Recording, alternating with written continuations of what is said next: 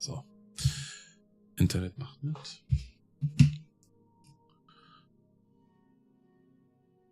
So. Ah. Gute Kevin, moin Günther, gute Lenny. Was geht? Was geht?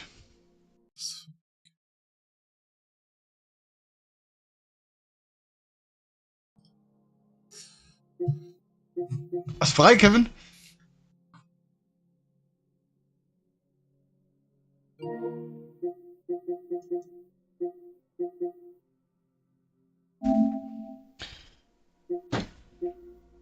Gute Bronco.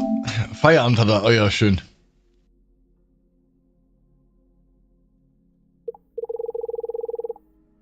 Lenny.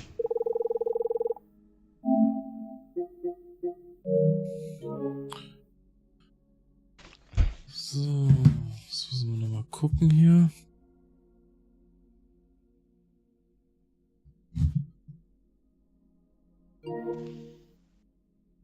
Okay.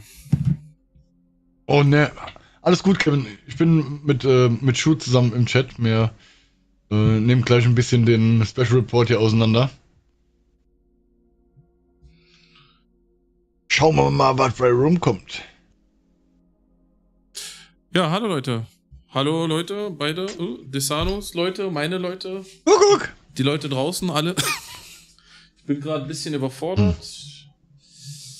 Aber sollte sich gleich regeln. Klippo! Hallo Erwin, grüß dich mein Lieber. Wie geht's dir? Wie geht's euch? Wie geht's deiner Frau? Hallo Frank, grüß dich mein Lieber. Wie geht's dir? Moin moin. So. Was wollen wir mal machen?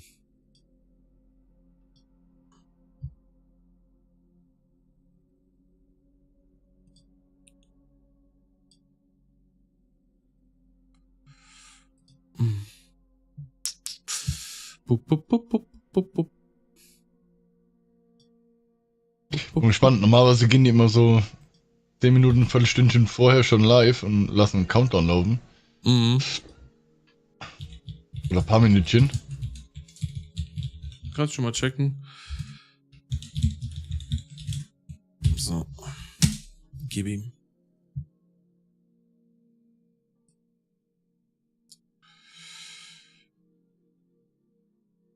Hallo Flashbangs, grüß dich, wie geht's dir? Nachricht anpinnen. Mal ein bisschen gespannt, was es gibt. Ja, mir auch. Wirklich, das Krasse wird halt sein, dadurch, dass wir nur eine PTS-Phase hatten, ne? Und jede Menge Feedback abgegeben wurde zu dem Kram, der drin war. So. Und wir seitdem nichts mehr gehört haben, wird halt lustig zu sehen, was sie wirklich geändert haben daran, ne? Und ob sie da was dran geändert haben. Wir schauen uns jetzt den Desano-Stream an. Gucken wir uns. What? Jetzt schauen wir schauen uns jetzt deinen Stream an. Ne? Und ob sie da was Okay, ich winke euch ein bisschen.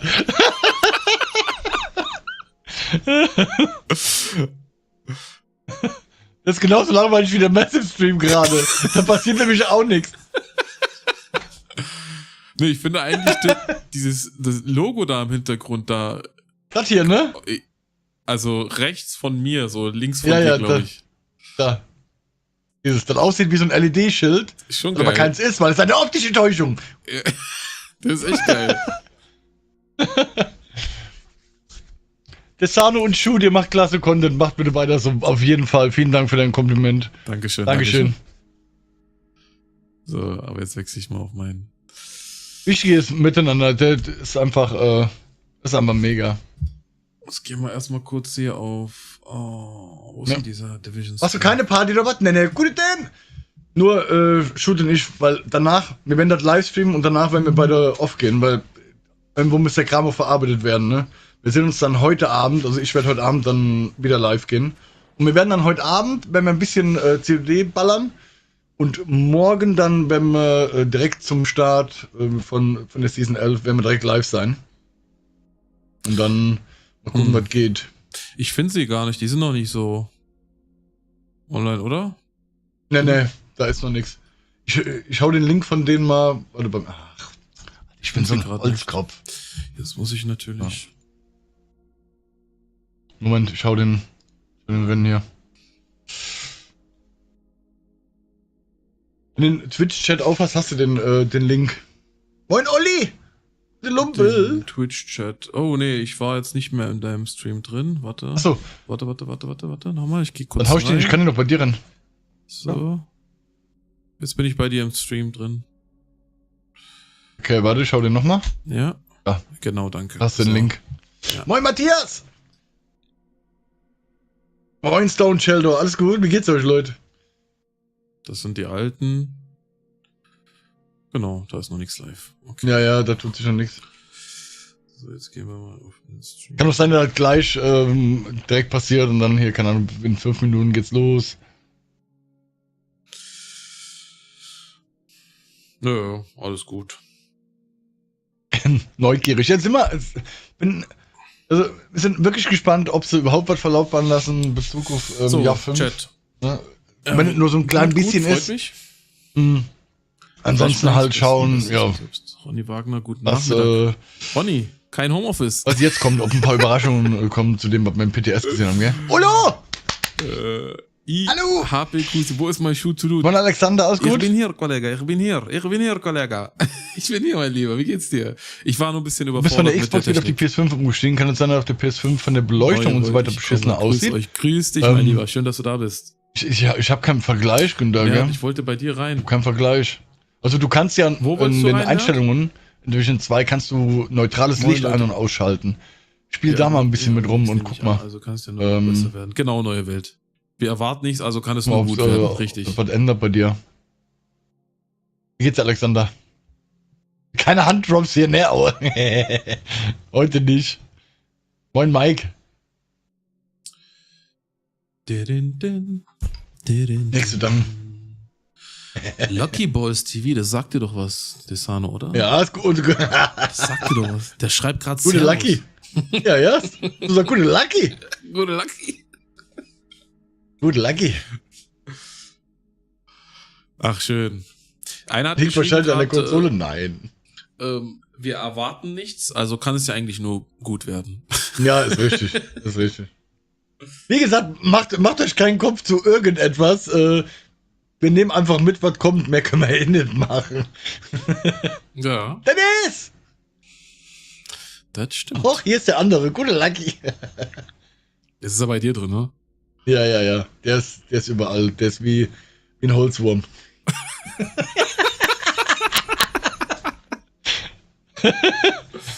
Moin Markus! Nabbend!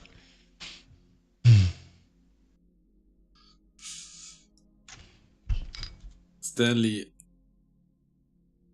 Ah, das ist falsch, F5. Hallo, ihr zwei. Hallo, Stanley, mein Lieber, hallo. Moin Stanley!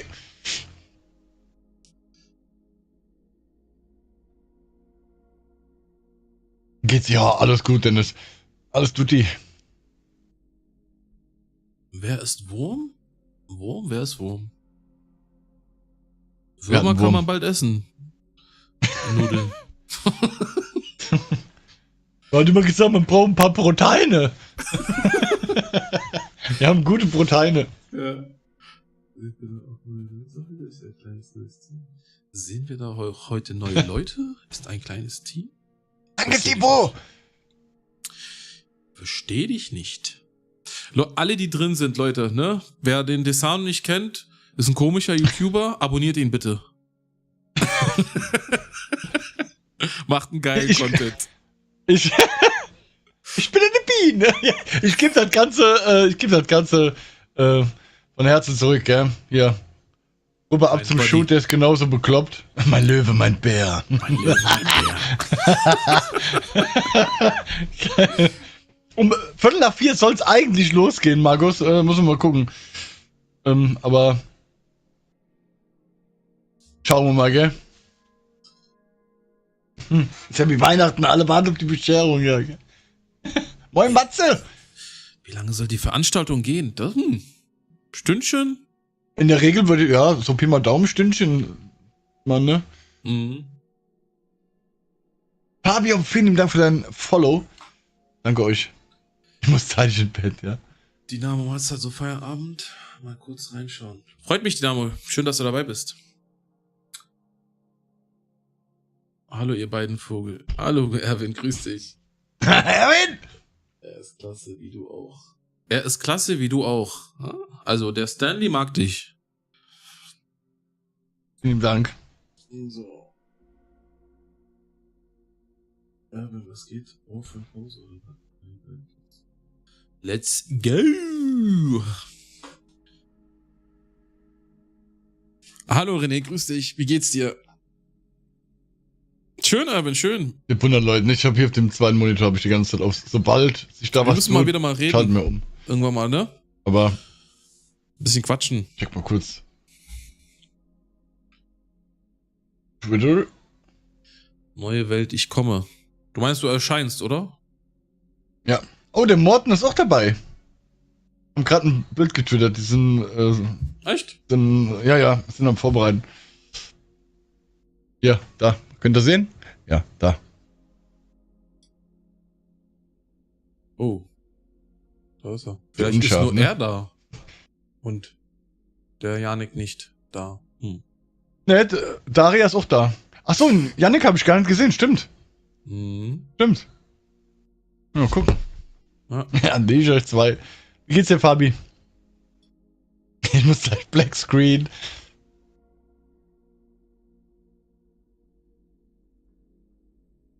Ja, ist der Stream angesetzt? Stunde? Pi mal Daumen? DJ Lars, Update-Stream wird verschoben. Massive hat ihr Zugangspasswort für Twitch vergessen. Das wäre der Hammer. Oh Mann, ey. Das wär's. Mist, Hippo. Ist hier Luft? Und läuft der Stream, Stream stabiler als ihre Server, ja.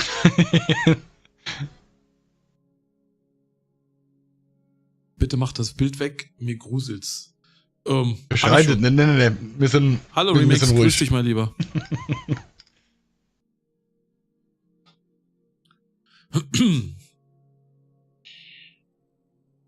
Dir geht's gut, bist halt bei der Arbeit. Sehr schön. Uns geht's auch super.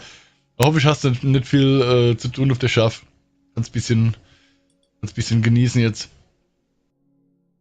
Oder die Pause verlängern. Jetzt muss ich mal kurz was checken hier.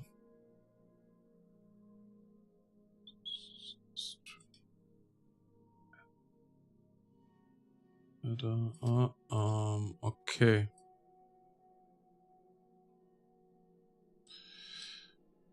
Kleine technische Änderung, Leute. Einen Moment. So. Was du machen? Maschinenlauf automatisch hast recht.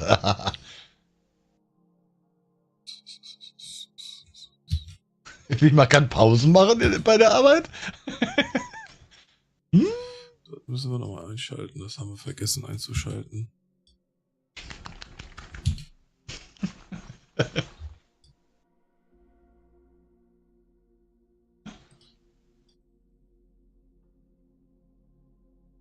So, jetzt. Hatte ich vergessen, sorry.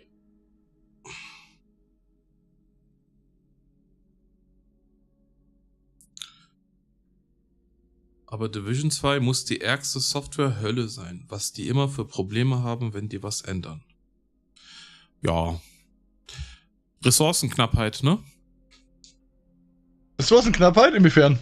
Ja, die Mitarbeiter. Nicht viele Mitarbeiter, die Ach so. alles ändern können. Das menschliche Ja. Ressourcen. Ja.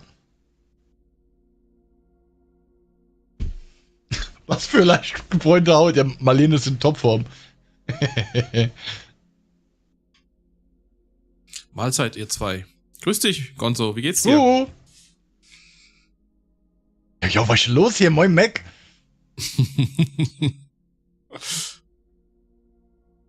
Und 83 Zuschauer. Leute, alle, die bei Desano nicht drauf sind, alle rüber bitte. Alle abonnieren, aber wieder zurück, ne? Nicht dort bleiben. Auch hier zu mir. Gleich so. Unterwegs holt ihr euch noch jeder immer zum Schnuckeln. Moin, Duplo. Hätte ich gewusst, dass die nicht pünktlich sind, hätte ich mich nicht so beeilen müssen. Gibt's da überhaupt schon... Genau, Markus, der Countdown? Schule ist ja auch am Start. Servus, du Luther. Hallo, grüß dich. Gibt's da einen Livestream schon? Einen Countdown? Nee, ne? Nein. Halbe Stunde Karenz, Mac.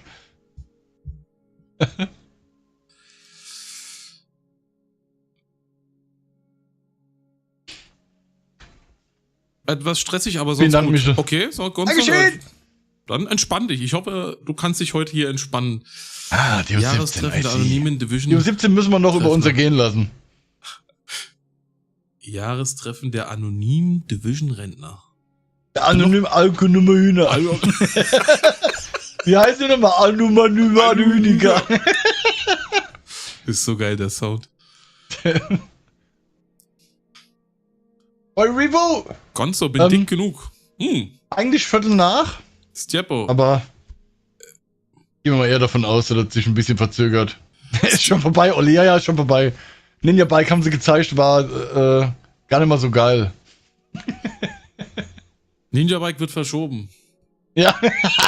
Auf übernächste Season. Oh, geil. Stjepo. Mike, er ist Schule, so mit dabei. Geile Sache, der ja normal. Hilfst du jetzt bei den Toms? Ein geiler Typ. Stjepo? Bei den Toms. Spreche ich seinen Namen richtig eigentlich? Stjepo? S-T-O-E-P-O. Oh. Moin Spawn. Moin Dirk. Wer macht den Simultanübersetzer? Wir gucken mal, das ist ja auch für uns Premiere hier sowas, ne? Also, seid gnädig mit uns. Ja, genau. Sonst, Moin, wenn wir ein Mann, Video machen, dann kann man natürlich DeepL oder Google Translator aufmachen. Hier nicht. Genau. Die echten englischen Künste. Geil. Pass auf, den Ninja Bike als Belohnung für den Abschluss der Season, so wie die Dr. Home, weißt, fänd ich sehr scheiße. Lass die bitte keinen Aber ich glaube, das Countdown Feedback haben sie auch bekommen. Bei der letzten Season. Das haben viele nicht gemacht. Die Meldung wird verschoben. Hallo Björn, grüß dich. Hallo Stefan. Hallo an alle. Für den Stream hast du extra Pringles geholt. Guck mal, ich. Oh, der Monat. Giotto. Der Ninja ist doch nur eine Umhängetasche. Ja, kann man so sehen. Weißt du, Dessin, was ich mich gefragt habe, ist ja blöd, ne? Wenn jetzt jemand gerne den Stürmer spielt und beim Stürmer, ich zumindest spiele gern mit dem Rucksack, und ich jetzt 3 Teile Stürmer nehme und den Ninja Bike, das heißt, ich kann eigentlich gar nicht mit dem Stürmer-Rucksack-Talent rechnen, wenn ich mit dem Ninja, ne? Das ist, ne? Aber das Rucksacktalent erhöhen ja nur die Stacks, also du baust die Stacks schneller auf mit dem Rucksack. Ja, die erhöhen, ich glaube, auf 100%. Statt 0,5 auf 1. Und die haben mir immer gereicht quasi. Und jetzt geht's ja eigentlich nicht. Also das schade. Das habe ich mir jetzt. Es werden echt viele Hybrids entstehen, ne? Dadurch. Also das Potenzial ist definitiv da. Für welchen Content ist halt die andere Sache, gell? Meinst du, der kommt mit 3 Attributen? Hier, Kernattributen? Was hättest du denn gerne drauf? Hau mal raus. Ich bin gespannt. Kann man einer Chat-GPT als Übersetzer? Kein Gelb. Blau-Rot. Blau-Rot, okay. Blau-Rot. Okay. Blau-Rot fände ich tatsächlich auch nice. Ein Blau, 2 Rot. Ah, jetzt. Dabei bitte, wenn Blau, dann Kernattribut. Oh, hier hat schon getan? Oder? Oh, okay. Schön, nochmal 15 Minuten rauf. Oh, okay. Den Countdown haben sie hingekriegt, aber. Ah. Nee. Was haben wir denn jetzt gemacht? Vollbild. 15 Minuten Countdown, ja. Von 0,65 auf 1, oder nicht? Ja, genau, Mac. Ja. Jo, danke, Sasch.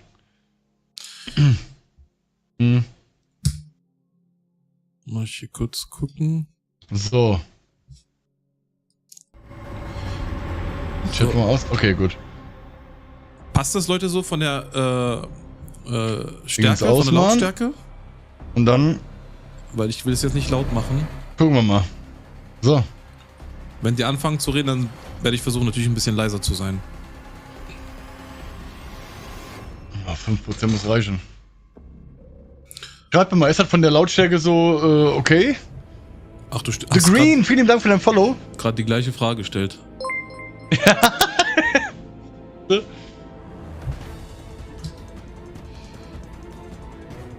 Dann gib mir das schon wieder 4 Nüsse mit 10. Ja, wisst ihr. Akzeptabel, okay. Ich hab den wirklich auf 5% jetzt, ne? Die Twitch-Lautstärke. Müssen wir gleich mal gucken. Ich hab den auf 7. Erstmal. Aber ja. Denke, hört. Was der direkt angibt, weißt du?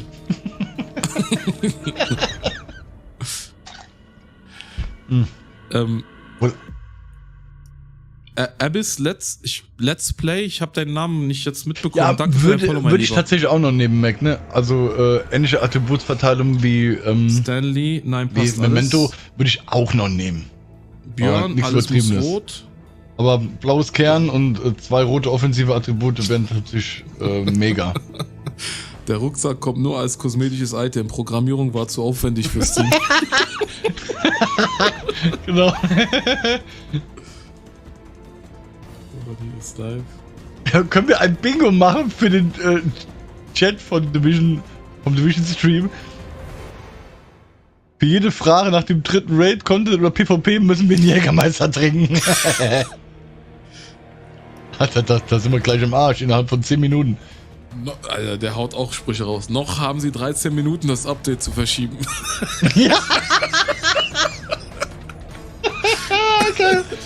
Okay.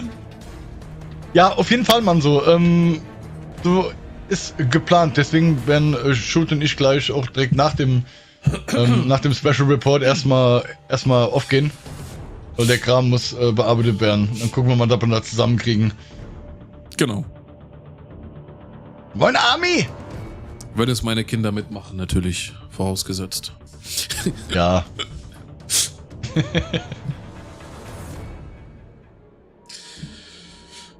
Shoot, du kannst aber auch echt den Tag versauen. Okay. Moin Poli! Sollte das nicht 16:15 Uhr starten? Ja, der Countdown startet 16:15 Uhr. 104 Zuschauer, Leute. Dankeschön, wirklich Dankeschön. Dankeschön. Freut mich sehr.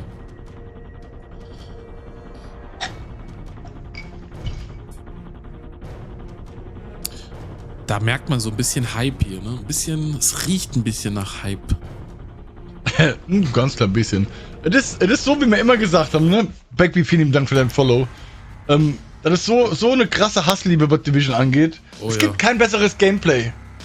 Third Person. Es gibt kein besseres Third Person Gunplay, es gibt kein besseres Third Person Gameplay. Ist einfach Fakt. Und es gibt nichts, was auch nur ansatzweise so gut ist wie Division. Das muss gesagt werden, neben all dem ganzen Scheiß, der immer passiert. Das ist halt so. Ne? Die machen halt viel Kacke, da ist oft der Wurm drin bei denen, aber Scheiße, im Prinzip. Mann.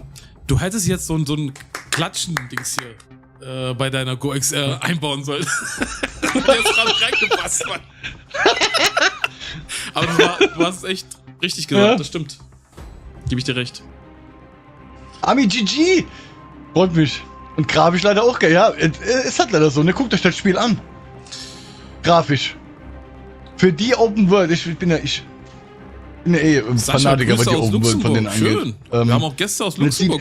Es gibt immer noch Spiele, Moin, Stefan, grüß dich, mein neuerdings rauskommen, die bei weitem weniger gut aussehen und bei weitem überhaupt nicht gut laufen im Vergleich. Ne? Da fragst du dich schon, was machen die ganze Zeit? Hoffentlich sagen sie uns auch, welche geheimen Farm-Exploits sie morgen mit einbauen. Ja, genau. Moin, Rick! Das redet auch, wenn Breakpoint schon geil ist. Habe ich nie gespielt. Wie gesagt, kann ich nichts sagen. Aber die gehen ja eben ein bisschen andere Richtungen. Grüß dich, mein Lieber. Grüß dich. Moin, Andi. Nunu. Doch, den Lasst, ja, kannst du den vergleichen miteinander. Kannst du vergleichen. Hallo, mein Lieber. Wie geht's dir? Auch, Leute, Nerd und Hane. Sehr nette Kollegen. Die Serie müsst ihr euch angucken. YouTuber. Gebt dem bitte ein Follow. Checkt ihren Kanal. Die machen super Content. Nerd und Hane. Das ist so, Erwin. Ja, genau, es ist eine Hassliebe. Macht ihr die Sie-Pause? Erwin nicht. Ja, Breakpoint soll echt gut sein mittlerweile, ne? Aber das ist doch so ein typisches Ubisoft-Ding. Die brauchen immer ein bisschen, bis die Sachen gedreht kriegen. Zu TO17. El Mano, Destiny 2 hat besseres Gunplay. Und kriegen wir dann relativ gut hin, ne? Desano, hast du mal Destiny 2 gespielt? Ja, zum Start. Destiny 1 habe ich hart gesuchtet. Und Destiny 2 haben wir, ein paar Monate nach Release haben wir aufgehört, weil die da auch viel Fehler gemacht haben am Anfang. Und dann kam ich irgendwie nie rein, beziehungsweise dann war Division interessanter, ne? Weil einer sagt hier, der El Manu, Destiny 2 hat besseres Gunplay. Also, ja, du kannst den vergleichen, das ist ja First Person. Das sind ja zwei Paar Schuhe.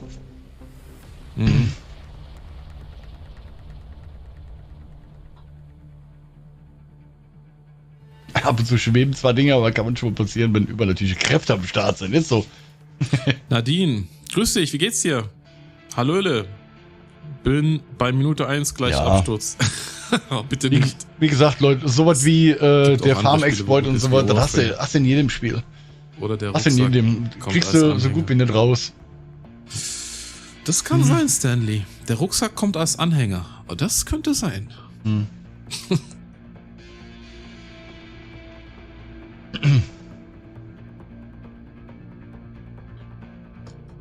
Hallo Royal Touch, grüß dich, mein Lieber. Moin König, alles gut? Wie geht's dir? Immer Leute in der Easy Gangböser. Achso, ja klar, Lasst ist auch Third Person und Gunplay ist auch geil. Definitiv. Ne? Ich mag das Movement sogar noch einen Tick mehr in Lasst.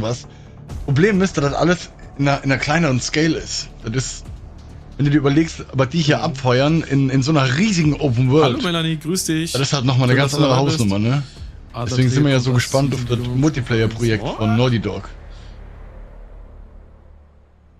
Mir geht's gut, Nadine, danke der Nachfrage. Remnant 2, ich glaube, mit dir habe ich ja Remnant 1 gespielt, ne?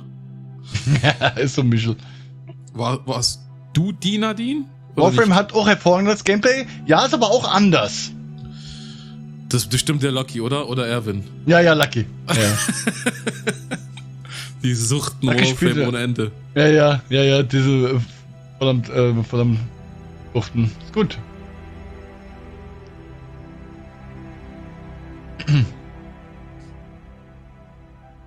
Dein Stream ist circa 6 Sekunden eher? Warum? Von dir, Desano? Ja, schreibt Dirk, Kreativspieler. Das ist immer so. Ich glaube, YouTube hat eine höhere Latenz als Twitch. Aber YouTube hat die bessere Quali. Obwohl ich eigentlich gerade Full HD streame. Wenn ich jetzt 4K streamen würde, dann würde ich quasi eine Latenz von 30 Sekunden haben wahrscheinlich. Ja. Mav, danke für den Follow. Ja, mir geht's so gut, König, danke dir. Wahnsinn, Leute. Ich auch schwer. 127 Leute. Wahnsinn. Ich habe gesagt, Leute, nach dem Debakel von The Day Before, ne, wir habt das alle mitgekriegt. Und als Naughty Dog und Last of Us Fan, nachdem die das Projekt angekündigt hatten, der Multiplayer in The Last of Us 1 war einer der geilsten Multiplayer-Erlebnisse, die ich hatte in meinem Leben. Übertrieben geil. Und wenn der Multiplayer-Projekt nur ansatzweise so gut wird und das in einer größeren, offeneren Welt, Alter, da bin ich weg. da bin ich sofort rein. Für all die Leute, die hier im Stream sind, Leute, wenn ihr noch nicht in einem Discord drin seid, dann joint unseren Community-Discord bei uns. Wir sind fast bei 900 Mitgliedern. Den Link habe ich angepinnt im Chat. Vision Franchise, eines der Franchises, die... Neue Spieler. Ich kann euch gar nicht sagen, wie groß deren Potenzial ist. Fragen. Unglaublich. Alles möglich dort. Wir haben auch dort Clan-Anfragen, ne? Weil du älter bist, das ist doch nur ein bisschen, ne? Clan-Suche seid. Joint einfach. Kurz. Seid mit Belfi gesuchtet. Season Pass, hast du fast durch, echt? Ich war drin, Lucky. Ich habe vorgestern mal ein paar Stündchen gemacht. Moin, Fendria! Heute alles gut? Ich kann nicht bis morgen warten. Ich habe tatsächlich mal 2-3 Matches gemacht, hab reingeguckt. Geht schon in die richtige Richtung. Olvin, moin! Der hat jetzt schon mehr Zuschauer als Liechtenstein-Einwohner. Zum Streamen Hardware-Software. Ich hab jetzt zum Testen mal die Elgato. Was benutzt du, Desano, zum Stream? Capturen? OBS. Nee, er meint Hardware-technisch. Die HD60S. Elgato. Okay, Elgato HD60S. Er will die Elgato HD60X bestellen. Ja, die X brauchst du, wenn du einen VRR-fähigen Monitor hast und HDMI 2.1 auf dem Monitor, klar natürlich, dann brauchst du die HDX, damit er doch wirklich ankommt und du weiterhin in VRR spielen kannst und so. Dann brauchst du die. Wenn du das nicht hast, brauchst du nicht. Okay. So, Fabi. Immer noch nichts los? Nur noch 3 Minuten bei mir. Ja, 3 Minuten. 3 Minuten. Das war ganz spontan, Lucky. Also, das war echt spontan. Danke, wenn Melanie, die ständigen Abstürze. Danke. Ja. Wenn die ständigen Abstürze nicht wären, da tut ihr mir ja all leid, ohne Scheiß. Ja, alle Leute, die um PC spielen. Das ist halt da echt nochmal anders wild, gell? Dessin, da gibt's was zu dem Thema heute. Das hat er morgen im Twitter geschrieben, dass sie zu dem Thema PC-Crashs was sagen wollen heute. Also, nur mal so wird doch echt Zeit. Da ist gefühlt, dass die mehr werden. Ja.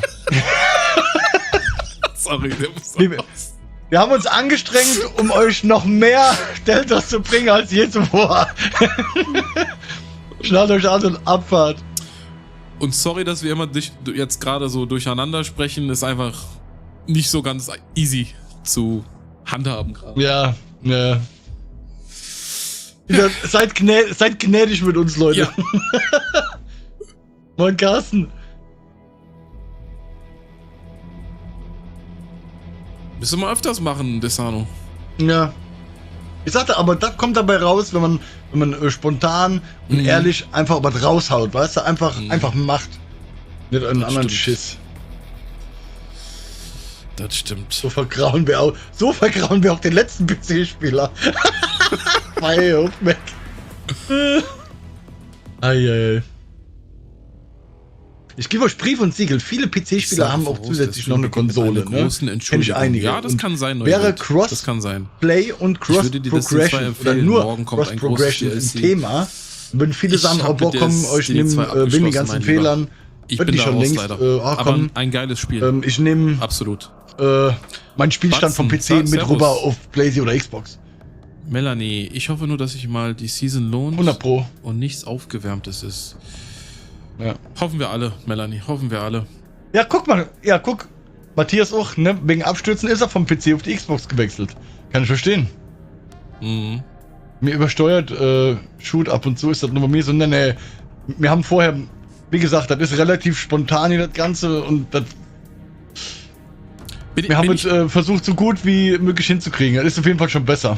Bin ich jetzt laut, Desano, bei euch? Voll okay. Lautstärke ist okay. Vielen Dank, Duplo. Ja, sorry Leute, ihr müsst meine hässliche Stimme auf der anderen Seite ertragen heute. Ja. Wieso habe ich immer doch... Aber beim nächsten Mal? Was? Achso, Shoot, das nächste Mal setzt du dich neben Desano. Ja, irgendwann kriegen wir da doch mal hin, hoffentlich. Ich bin hier bei Stuttgart, in der Nähe von Stuttgart. Stuttgart. Oh, es geht los. Hello everyone, and welcome to our special live stream for Season 11 Reign of Fire. My name is Daria Ilyina. I'm the community developer for the Division 2, and today with me is a very special guest, Morten Dreiberg, our product director for the Division 2. Hello, Morten. This is very exciting to have you here today. Hi, Daria. It's really good to be here. Ist sie lauter? Today we're gonna have a lot of exciting news to share, but before we'll dive into that, here is a few announcements. So first of all, if you have any questions, we're going to have time for them in the end of the stream. Ist die Lautstärke gut, Jungs? 15-20 minutes, so feel free to leave your questions in the chat. Our community managers will pick them up from there, and unfortunately, on YouTube, you won't be able to leave any questions. We'll have to disable the chat there. But good news, we're now on YouTube, so you can watch us on 2 screens at the same time. Probably gonna be weird, but you can try anyway. YouTube. And for the discussion topics today, of course, we're gonna talk about Season 11, which we are very excited to release finally. So we're gonna show you the new trailer, the new manhunt targets, new gear, Probably some of you have already seen that during the BTS, but not everything. Nope. Definitely not. So there are going to be a lot of surprises, and if you're interested to see a very familiar item from the Division 1 that is supposed to be part of the Division 2 now, stay tuned. We're gonna show it. Reden Sie jetzt nicht vom Ninja Also we're gonna talk about some PvP quality of life updates, some PTS results as usual. We're gonna showcase the new April event. Yep. And also discuss briefly Descent and ETF situation. Oh, Correct. Okay. And talk about future plans. Also doch ein bisschen was The zur most Zukunft. exciting part. Ja, habe ich gerade mitbekommen, ja. Ja. Okay, let's Interessant. dive into it. So Hype, before hype, we hype, move hype. on to Season 11, I think it's important for us to address a few issues that's been very prominent for past few months, and community really needs to know what's going to happen PC with crashes jetzt. crashes on PC. Yeah. So we know we fixed some crashes already. Actually, quite Some. a lot. But there are some big issues that are basically legacy issues from way back, and we have identified them, which is Schön. really good, because that's kind of the basis for actually being able to address it. So the mandate right now is that we will add some very specialized people to the team that is needed in order to fix these. Nice. So that includes engine programmers and render programmers that will be added in Bucharest, so we can actually get to the bottom of this and hopefully get rid of all the crashes. Gute Nachrichten für die especially PCler, of ne? course. Sie wollen das That's angehen, some ne? really exciting Leute? news. Yeah, Finde ich gut. it's very big for us to have these Unsere people PCler. once they come on the team, and they're gonna be fully focused Yeah, it's cool. on fixing all things live. So it's gonna be like a little unit within the team that are 100% focused on securing that the live part of the game is running as smooth as possible. That's really exciting. I mean, Super. I had no idea. I'm really looking forward to it. So to basically summarize everything, Das we're ist going to super, have a team specifically Ja, find ich auch. dedicated to all the live processes, Ist auch wichtig. to Yep. stability issues. Alles Vorbereitung für Jahr 5. So basically, just to run through, all the different reports that we get, and make sure, with, of course, of our quality control team, and that we can look at it, get the data we need in order to start fixing it on a back end, and then retest, and then hopefully deploy something that the players will actually feel the impact of in the end. Ja. And I'm looking forward to finally update those few cards on the known issues board dedicated to PC stability issues. Nicht And nur I'm du, sure mein that a Lieber, lot nicht nur du. of players, especially PC players in the community, are looking forward to those updates. So that's Of course, we don't know how long this is going to take. Yeah. As with all bugs, and also getting the right people in. But it's feel good to tell Hallo, Peter. the players that we know about it and we're going to Ja, do something sehr about gut. it. That's cool. Yeah. Moving on. Good one. Next. Obviously, I'm maybe trying to kind of foresee the questions that we're going to see in the chat later today, but I'm just 100% sure that people danke dir für deine going to Mitgliedschaft. ask about the Spectre lamp. Ich versuche leise zu Because sein, wenn there's sie reden. been Danke dir, no mein Lieber. updates for quite some time, and Yeah, I guess the article from way back in the fall of, what was it, 21, is still biting us a bit. We're not going to move into details on year 5. So we ask you to wait a little longer on that kind of detail. So for now, Keine großen Details we zu Jahr don't 5 have jetzt. information to share. But in our year 5 update, we'll get in on all things year 5 and how we're going to change the game. And I assume that for year 5, as soon as we're done with the season 11 release, we'll probably update the roadmap to let everyone know what our future plans. Yeah, we have some good plans for a year 5 update to all our players, and we'll let you know when we're ready to reveal that kind of information. Yeah, but this stream is not Erst Season about 11, that. TO This stream 17 is und danach about wird die season Roadmap 11. abgedatet. Ja. And yeah, also some exciting news. Probably a lot of you already know about that, but the Division 2 is now available on Steam. Ach ja, It stimmt is? Das since stimmt. January, Yeah. which is super exciting. And Stefan. yeah, there are a lot of questions about Steam Deck.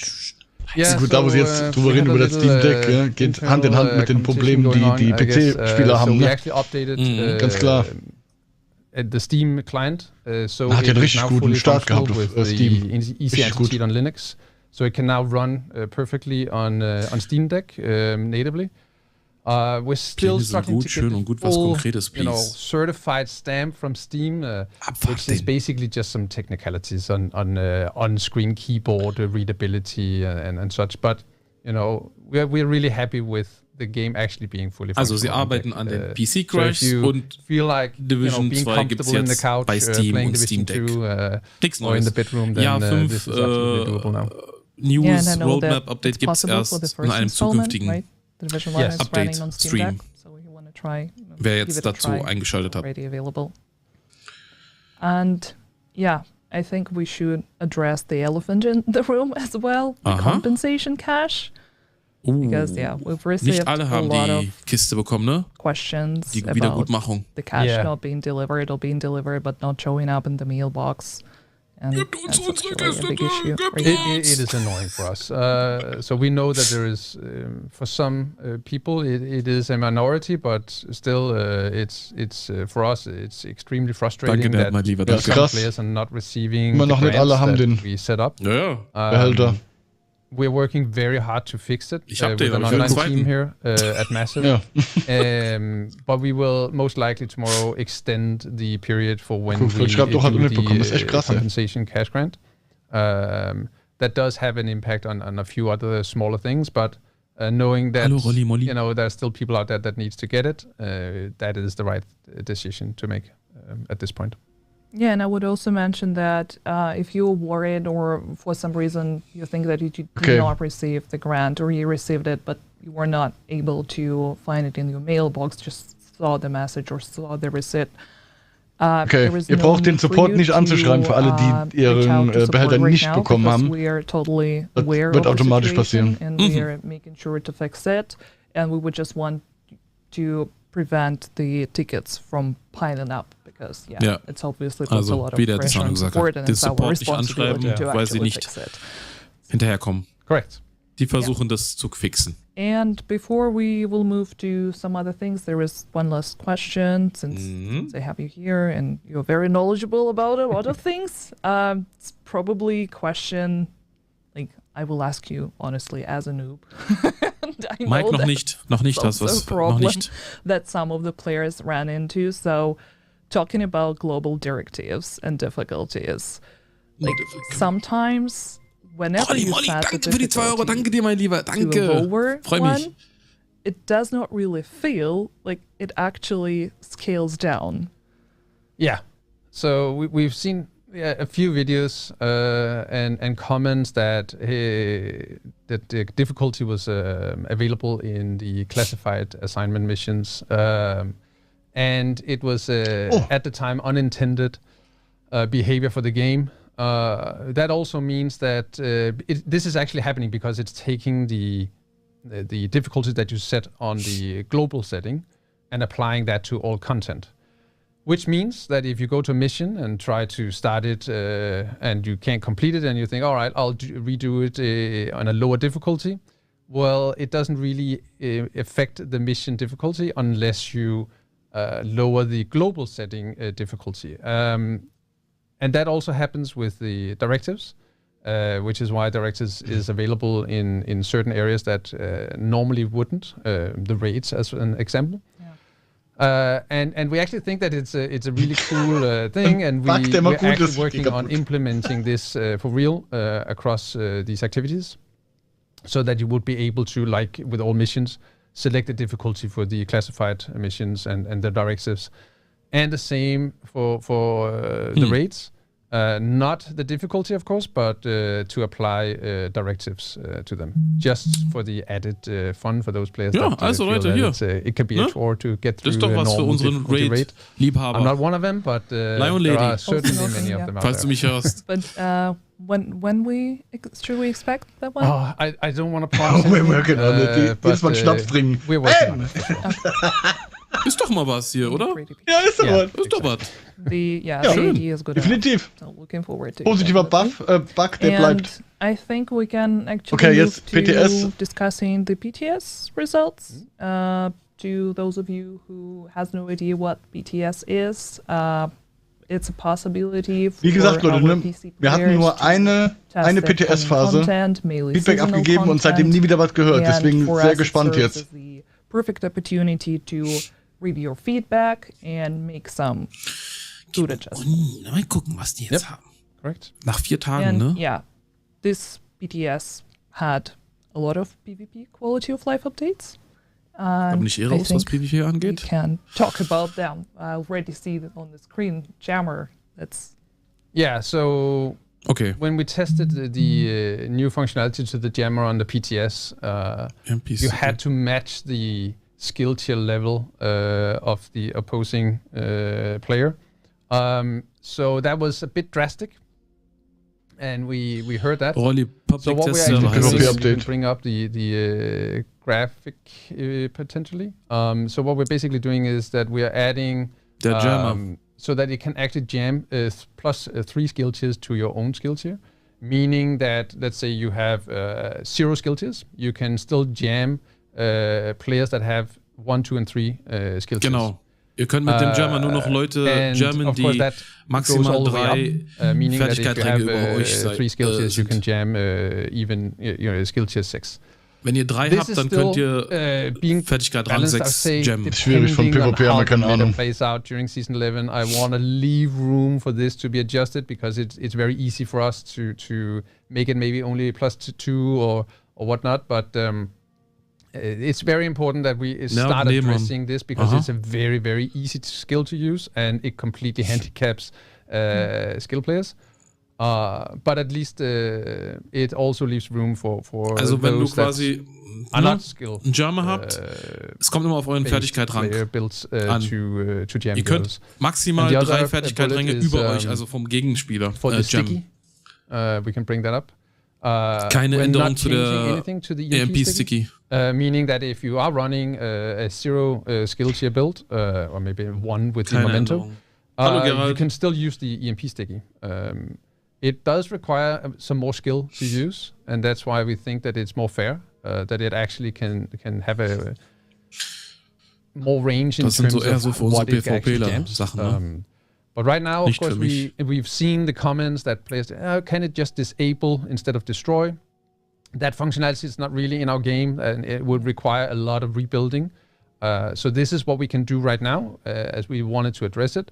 And then we'll keep reading the feedback and Das see Ganze where zu we deaktivieren, take die this. NPC It'll geht also nicht, be deswegen discussed with the haben sie erstmal den DTS Weg that we gewählt. conduct later on. yeah, absolutely. Die wollen noch was über der Once again, über I'm die just going to hier mention that ETF whenever sagen we have später. PTS and some changes Die come as a result of us Falle reacting to the oder feedback Trap, we sie saw soll jetzt during the funktionieren im PTS. PvP. It doesn't mean that those changes would stay like that forever, because whenever the wider player base gets their hands on the update, of course the feedback can be completely different, and that's totally normal. So just letting you guys know that everything is in your hands. Yeah. Play Dirk, season das 11 tomorrow and kann let ich us know dir what you jetzt think nicht auf about die those Schnelle changes. beantworten. And yeah, there is another very important change just appeared, appeared on the screen, and is the shrapnel trap. Finally. Yeah, finally. 10 years later. Finally. Since its Ich weiß, ich inception, lasse es mit dem it's Singen. been, Ich weiß. it's been wrong. So yeah, it's finally been corrected and scales correctly in PvP. So that's a big relief for a lot of players Yeah. going into season 11 for sure. But that's not it. Passt, There Dirk. will- Also another, kein Schrapnell mehr. Sie thing that we funktioniert asked wieder, you die to Falle. test during the PTS, Correctly, and it also actually so wie resulted es eigentlich in sein a sollte. lot of discussions among the community. Oh, It's ja. adding the few exotics Geht um that die Raid otherwise Exotics in der exclusive Dark for Zone. specific content, namely raids, and now we are adding them to the Dark Zone. Okay, jetzt And habt ihr you es. can see those exotics on the screen right now. It's Ravenous, Die Dinger wird's in der Dark and Zone Eagle geben. Bearer. And what is habt important ihr's. to mention here, that this change is not an attempt to kill Dann hau raus. raids or affect rates in any way. Sondern? It's just an opportunity for players who either have problems with fighting a raid group or do not have enough time. Keine Ausrede für mich. Keine Ausrede für mich. Finde ich schwach. Because we all know how complicated that game mode is. It's just an opportunity to receive those exotics. Finde ich schwach. Nee. Sorry. Yeah, Sorry, meine lieben PvP, aber das finde ich schwach. I think so. The desire from our side is that it's still a lot easier to obtain these items if you find a group and play with them and go through the raid or a legendary mission, than to try and have them dropping inside the dark zone and extracting them. Grüße, Patrick. So the drop chances are lower than other exotics in the dark zone. And die Droprate ist niedriger als andere Exotics. Half the job, because then you of course also need to get them out, as they do drop as contaminated loot. They do. And actually I have the note here that the exotic drop chance is similar to the one on heroic in the open world, in the live world. So it's not really a high percentage. No. But it's there. It's gonna Auf heroisch? Hopefully. Die war 3%, oder? Wer kann mich helfen? Die war doch 3%, die Exo-Drop-Rate auf heroisch, oder? Discussions. Das ist hoch, open 3%. It's always fun to listen to that. And, also ich finde es hoch.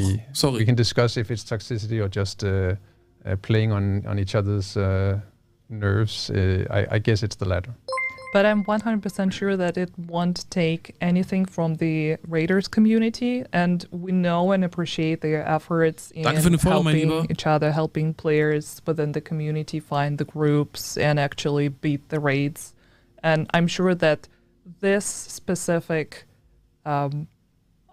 situation where you not only come together to beat the raid, but find, good people within the community, your friends, your teammates. Überhaupt nicht. That's not something that... No. Die versuchen das schön zu reden, das gefällt mir nicht. Mehr zum Kotzen, Ja. Maybe we should also just mention that the Dark Zone will no longer have non-contaminated loot dropping. So the targeted loot will now again be contaminated and needs to be extracted. Ja, der Bug mit dem kontaminierten Loot, der direkt in die Tasche geht, ne, das wird gefixt. Season 11, so starting tomorrow. War klar. Yes. Yeah. Back to the normal Dark Zone. We've been a bit generous in Season 10. Also bis jetzt reden sie nur über PvP. But it's been decided a long time ago that we wanted to change it back with this change of the exotics. So yeah, that's coming with the update tomorrow. Yeah, it's going to be interesting to see what the percentage of extraction is going to be. Oh yeah. So if it's possible for us to track that data, we'll definitely. Ich habe nicht viel PvP gemacht in Game 2, aber der PvP da muss an der Wurzel gepackt werden, nicht mit irgendwelchen Exos. About raids versus Dark Zone once and for all. We'll see. But PvP changes and quality of life updates, of course, it was not everything that we had during the BTS last time around. There were a few updates that we also wanted to mention. And I'm seeing on the screen something that was not. Yeah, this is not PvP, but yeah. Yeah, not PvP and not BTS, but I'll let you comment on that anyway. Yeah, I just want to mention we've had on the known issues board for some time the conflict. Die Maske ist dann überhaupt eine Maske? We know that it's a big desire for the conflict players to have XP added to their shade level. We are working on it. We hope to have it in with this season, but unfortunately, it's going to take a little more time to get it ready, as it was apparently a bit different from what we had expected in the beginning. So it has to be with the next season, unfortunately. So it's going to be the first season of Year 5 we are aiming for. Ja, zur Spezialisierungsänderung kam noch nichts von früher. Das ist Jahr 5 alles. There was a lot of other things we needed to make sure that also happened. And that's one of the outcomes. And I guess that Konflikt XP wird angehoben. Ja, das ist auch so eine Sache wie... Ja. The first season of Year 5. Dafür muss es richtig funktionieren. Yeah. Eben. Falscher Ansatz. Things that people were discussing after the last BTS, for example, the hot shot. Oh, das gute Hotshots-G-Set. Yeah. So, yeah, I mean, BVB fertig jetzt. It's working as intended now. Yeah. Okay. Yeah, we know that, but Hotshot funktioniert jetzt wieder. Sehr gut. Probably keep monitoring the performance and see how it plays viele out Bugs whenever gehabt. Ich habe ein everyone Video dazu gets their gemacht. hands on Season 11. There's especially one comment on the new exotic Sacrum Imperium. Ja, komm. That was, we understand the desire to have that. It was adding a scope functionality to it. Richtig.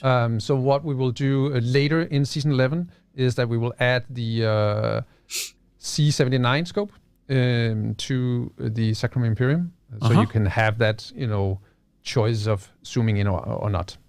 So that's going to be a welcome change, both in PV and PvP. Okay, es gibt ein Zoom jetzt, ein And Visier. if we can Das gab es have halt nicht im the PTS. previous picture back here, there is another update that's going to be available for you starting from tomorrow. Yes. So this is a small quality of life update on our masks. So we're changing the lighting to give more depth to all our masks. Ja. We've actually done a lot of eine bessere minor Beleuchtung für die Masken, to mehr all our Licht. apparel, but this one is very Also die noticeable. Exo, ne, die neue Exo, die wird ein Visier haben. Also kann man aktivieren und deaktivieren. And such to the face Aber, behind the mask and yeah. Hab mir mehr erhofft, gerade was Statuseffekte small angeht. And subtle features that just sneak their way into our updates. Yeah, the way you also sneaked this specific picture into the live stream, because I mean, small things like that are actually super exciting, and ja, danke. they make the game as beautiful and immersive as it is. Immersive, ja, aber mit Tape ins Gesicht zugeklebt. And I guess with that, we are done with the BTS discussion, and we can finally showcase you and show you the. Das war's mit dem BTS. Ja, zeigt uns doch Season 11. Trailer, okay. Can we show the Zeigt uns doch mal Season 11. We got used to winning. Oh, das bin ich, ne? Beating our enemies. Ja. Or turning them to our cause. But now they have their own alliance. Led by Sokolova. Sokolova. And if the mastermind of the Black Tusk is coming to Washington, schick. It will be to eliminate the division. Das könnte. That's why she needs Stovepipe. They don't care about the cost. Blackout. Only who wins. Das Weiße Haus.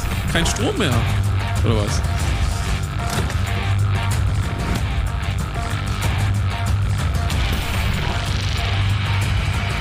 Bekleidungsevent. Oh, sieht jetzt schon kacke aus. Nicht so viel Energie im Content wie in den Trailer stecken würden, ne? Ja, Mann. Denke ich mir auch. Trailers That was a very cool trailer. I love it. Yeah, I hope you all liked it. I mean, it's really amazing. It's impressive. We've been waiting so long. Sokolova sah gut aus. Oh, I love that one. Oh, I love it. The blinking. Yeah. Nice. So, as you can see, Season 11, Reign of Fire, that will become available to you tomorrow after the maintenance. Features the new Primal Target, Primal Target. And his name is. Jetzt muss aber nachgucken. Wie hieß der nochmal das Hauptziel der Manhunt? Wie hieß der? Wir haben das heute Morgen doch beim Frühstück, haben wir das doch. Wie hieß der? Wie war der nochmal? Ja. Dirk. So yeah, as Chunks, usual, the Bantam, manhunt, Auntie. you will need to beat Chunks, Bantam, Cursed, Auntie, guck mal, meine in Tante order ist da. to Die Tante ist da. get the Die intel and Tante. stuff. And Der Verfluchte. those are very interesting targets. Yeah, I think Feind soll eigentlich Batman heißen. there's some really cool stuff also in their bios and stuff that I'm sure some players will dig into. And the story overall in Season 11 is, the conclusion to our sieht year gut 4. aus, ne? And I'm really excited to see the reactions of players Mit diesem komischen VR-Headset getting oder this was er da hat. conclusion and And Stovepipe as a character, that we're all going for. And of course, the omnipresent Sokolova. Stovepipe, she's starting to really holt der in der Apokalypse so einen Friseur her, Alter? Present in our story and in our lore. So that's definitely very cool moments coming up for sure.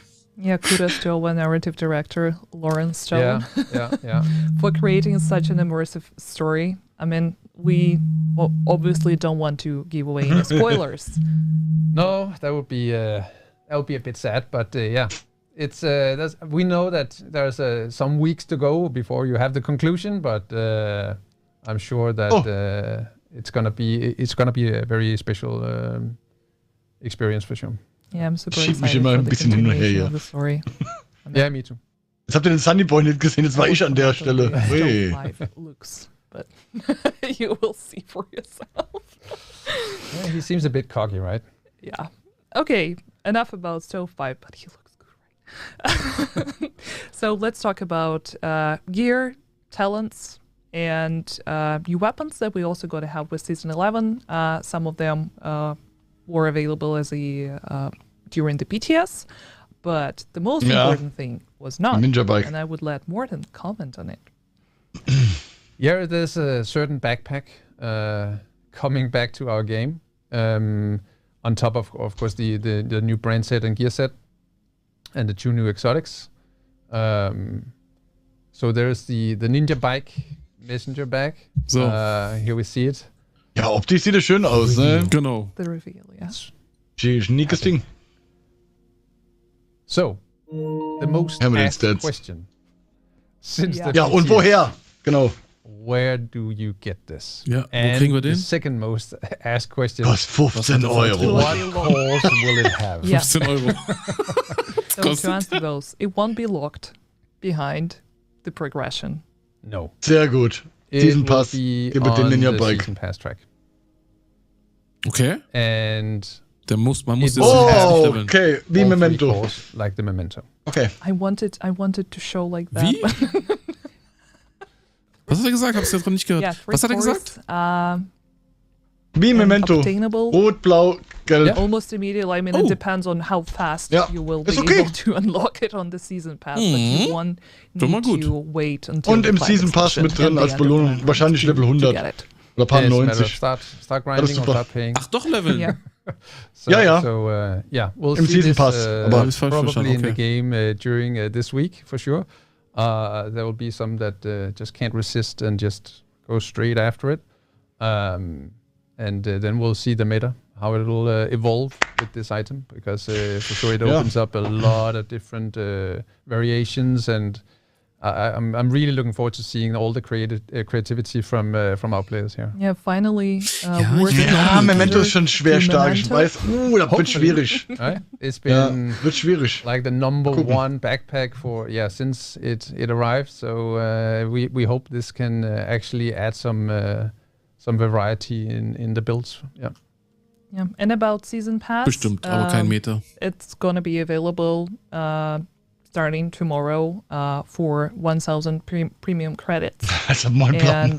And it's also gonna feature 12 new weapon skins. And I think we have a few of them. 12 skins, ja. Ein bisschen Kohle wollen die verdienen. Oh, we have everything here. Yes. And also in my notes. And 11 new gear dice. And 2 new face Season Pass nehmen wir morgen separat auseinander. Correct. Yes. I knew it. Du merkst, die listen das auf, damit sie ein bisschen so zeigen, als ob sie so was zu bieten haben. Ne? Ja. Sowas haben sie nie aufgelistet. Ich weiß. Jeder von euch, der das Franchise liebt, wenn die Hassliebe lebt, holt euch den Pass. Scheiß auf die 10 Euro. Now Season Pass levels can be gebe ich dem Desano recht. Einfach als Support. Yes. So if you don't feel like grinding for a Memento backpack or Sacrum Imperium, because Sacrum Imperium is also not ein Döner weniger, ist so. Döner weniger ist echt krass, 8 Euro oder was, gell? Jo. Correct. Die Sacrum sieht mega geil aus, ne? Also da hab ich schon gesagt, geiles Ding. I mean, Palace team outdid themselves with this gun. I saw a really funny video, I can't remember who it was, but where he slowed one of the big guys, so he was moving super slow motion while he was shooting and burning him. Richtig schöner Style. It's gonna add some really fun moments. This one. Das geht nicht, Pense. Geht nicht. So yeah, I mean, probably a lot of you already realize that, but this season is also playing a lot into the rifle and sharpshooter fantasy. It's all about headshots. Sniper, Fantasy and Headshots. Wir sind aber Konsolenspieler, das wird schwierig. In all its glory. And ach man, those that can really land consecutive dass die headshots, sagen, they will have fun with this one. Das Feedback im PTS hat denen wohl nicht gereicht. Das ist total krass. All the information about the das ist schön. here some schöner gear Weapon Skin. dice. Geil, sieht gut aus. Ja. Ich dachte jetzt. Oh yeah. Sorry. Ja, mit Skins kriegst du mich so ein bisschen, weißt du? Da geht der Vater immer an die Angel ein bisschen so. Disco-Tiger. So, you can't see the tiger face in this video, but you'll see it with the good lighting in the game. Waffelskin für die Pamasco, ey. Schön aus auf der Pamasco. I really love how like Open Action Push, ja, like chocolate, but that's what makes this gear dice. Als reichen 10 Euro Inflation und so. I'm just messing things up, sorry. But what I wanted to mention super quickly is that I forgot. No, I remembered. Sorry. So every weapon, every talent will be listed in our patch notes. Oh, geil! Die Patch Notes kommen heute noch. Actually tonight with the announcement of the maintenance that we're gonna have tomorrow. So schöner Tag if you have any questions, if you wanna make sure. Lego mio. Bam! just check our socials later tonight. Also die Patch Notes kommen heute. And all the quality of life. Yeah, everything is going to be there. And the Sacrum Imperium, all the new exotics, the Ninja, like Messenger, sehr cool. Everything is there. Cool. But that's not it. I mean, we've talked about gear weapons that are exclusive. That's not it. There's one more. 11. But there is something that we want to mention about the exotic from season 10. Okay. Yes. So, Dr. Home. A few things that we need to mention about Dr. Home. Yeah. About Dr. Home, yeah. So once we know that we promised to grant this to all the players, and it will happen. But first we focus on actually fixing the grant system, and then we'll get back to making sure that you get it. It will be in the general loot pool from tomorrow. Through that. But we're changing. We're actually changing a few things to increase the value of the item. So it's basically we're changing the armor regen. We're nerfing that from 15% to 10%. But that is because we will, instead of you dropping an item and you have to pick it up, we're basically making a mark on the target, and when the target dies, it applies 10% armor to your group. So killst das Ziel und kriegst instant die Rüstung. Ja, musst nicht mehr aufheben. So that's gonna be a massive sehr gute Änderung, to the weapon as I see it. Von 15% auf wie viel? There's no overhealing or auf 10% runter, aber dafür ohne Aufheben. Sehr ist gut. Bonus armor being applied, so it's still only your original armor, but for sure it's gonna be really interesting. Aber wie gesagt, der Scope muss weg von der. Yeah, and also das ist eine CQB, das ist eine Close Quarter, da will ich keinen Scope haben. Oder ich will die Möglichkeit haben. When deconstructed. Correct. Ja, jetzt kannst du auch aus der Ferne schießen. Ja, kannst du. Aber dann hätten sie eine M1 machen sollen, keine CQB, weißt du, macht keinen Sinn. Yeah. So. Also gonna be in patch notes. It will. So check it out later tonight. Gute Änderung, and, I think that anything else we want to mention about season 11? Apart from that, the trailer is really great, and the new prime target is a really hot guy. No, I think that's the players experience all the content themselves and get back to us hopefully with a lot of. Für Sunny Boy habe ich zu wenig Haar. Yeah. Was? And looking forward to how many gonna have Ninja Bike Messenger backpack as their go-to item. Okay, and one last thing that is related to season 11 is the April event. That's gonna called Necessary Tactics. Yes. Okay, And I can nice. show it here. It's going to Kleidungsevent. have 6 full cosmetic outfits and 3 reward masks, completion reward masks. Das right? sieht ganz gut aus. Yes. Yes. Ist es? Nicht So mein the Fall. review Das gefällt mir nicht. snapshots, as you can see, the fantasy behind it is very Camo, tactical. Sieht ein bisschen aus wie ein True Sun hier. That's something that players have been asking Die for a long Flex- time now, so hopefully you guys Ja. gonna enjoy it. I think it looks very nice. Ein Let's Go! Let's go! Oh, Shoot jetzt. Oh, du musst dich. Oh. Musst du sofort tragen, darfst dich nie wieder ausziehen. Not with the aces, that's so cute. It's probably Playing weird. cards. Yeah, probably weird to say that's something that looks so tactical. Alter, ich muss mal meine Ubisoft-Millionen investieren und muss dem mal sagen, ich will auch ein Play cards. eigenen Skin Yeah, I haben. mean, Yeah. We're super excited to get this out. So this will be, of course, not tomorrow, but in a few weeks, as per usual. Naja, also die We'll have the apparel Klamotten event, gehen. coming Also up. es ist okay. Mehr nicht, yeah, ne? and we'll Nichts also update you with all the information eye-catching. about the Nichts keys. Besonderes. Nur das Let's Yes. Go! Every April event, we're coming to the same problem. People do not know where to get the keys. But don't worry, we'll definitely showcase that as well. Yeah, so all players get one key. Yeah. No matter if you own the premium Frag mich, or warum? 3 or not, Monate verschoben season deswegen pass. alles. And then, of course, there's 3 additional Frag keys mich, for was- season pass. Wir haben Codeprobleme. Owners, Ja. just as Also keine usual. Kackerprobleme, and one key andere. for shade levels. Yes, correct. So yeah, at least 3 different ways of obtaining the keys. Yeah, and you can, if you feel like it, you can buy and grant keys to your younger sibling, or if you know somebody you wanna. You want to look cute in the tactical outfit. Yeah, exactly right. Okay then, and there are a few things that we wanted to briefly comment on.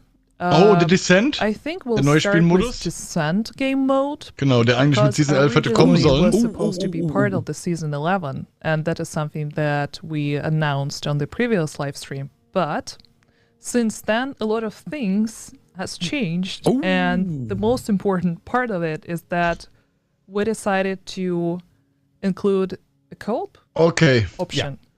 So there was a lot of questions about it. If it was single player only or not. It was intended to at least be co-op at some point, and we really wanted and needed to improve on this aspect of the game mode to make it compelling and really feel right when playing in a group. Because as a roguelite inspired game mode, it's quite different. We're gonna go into all the details in the next Das war so live stream. geplant? But just knowing that playtests are ongoing, we're playtesting Wie ourselves. gesagt, der Spielmodus könnte richtig nice werden für nicht nur für uns alle, sondern nur für Leute, die keinen Bock haben auf die Division Loot Spirale an sich, sondern einfach nur so einen schnellen Modus haben wollen, ne? Ein Roguelite halt. Something about Yeah. when they can do that. It's going to be The included next in the PTS. next season's BTS. So basically, Potenzial, the das first season Ding. of Year 5, we're going to have Descent game mode available during the Okay, BTS. der And we'll Modus share wird in more der nächsten information PTS about that verfügbar sein. once we're closer to that Aber der war specific moment. ursprünglich So a als little Solo bit geplant, later, richtig we'll need verstanden? to Ursprünglich get als Season Solo 11 und Koop ein first bisschen and später. still Jetzt wird der 5. Koop direkt zum Start. Yeah. Ja, immerhin. Yeah, So that's in the coming months. in the coming months, yeah. But it's so exciting. Ja, ja, I mean, das I'm ist head ein over bisschen heels anders, Ami. about this game mode. It's really fun to Damit play ist bisschen together with anders. someone. So definitely adding the multiplayer is worth the And wait. especially in Startest Jetzt im wird dann Descent wieder mit gemacht. nichts, also Ja, nur mit das einer ist Pistole Modus. quasi, ne? The Wer Descent. Survival in Division Without 1 you. gespielt hat. You arbeitest dich as hoch, a Stockwerk very für Stockwerk oder experienced player Ebene für can, Ebene. ask a friend to join, and Und within findest neuen very Kram und few musst damit levels, klarkommen, was they du just need findest. to onboard basically in the game Vom Prinzip total open the geil. helicopter. You can start playing Descent together because you'll have the same base gear depending on your choices, of course. Just have fun together. And the variability of builds that are Oh, yeah. otherwise Genau, not, das ist das, ja. not really accessible in that type Dadurch, dass du mit dem klarkommen musst, was du findest, hast du quasi einen extrem hohen Wiederspielwert, die man machen muss am Anfang. Jedes Mal, okay. Yeah. At that time, I think it was over. Jedes Mal eine andere Herausforderung. Das ist schon nice. It was a bit difficult. Let's wait until the BTS, yes. whenever we have it. Yes. And actually, talking about testing, we wanted to make like a brief announcement about the ETF, because also we've seen a few questions, people wondering if it's been cancelled, if it's still ongoing, and we want to ensure you that it's on track. It's happening, ETF maybe happening as we speak geplant? at this very moment. I don't know. Do you? Leider bin ich nicht drin. Yeah, Leider.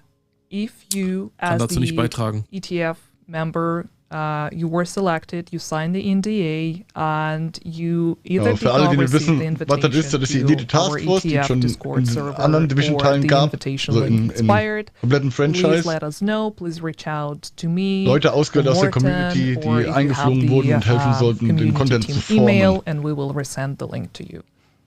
Yes. It's gonna happen, like, very, very soon. Yeah. That's probably what Schade. I can say, right? I don't know. We already did that. Wäre gern dabei. Okay, we are closing to the most exciting part, I think. Apart from the stovepipe face reveal and the really cool trailer, future plans.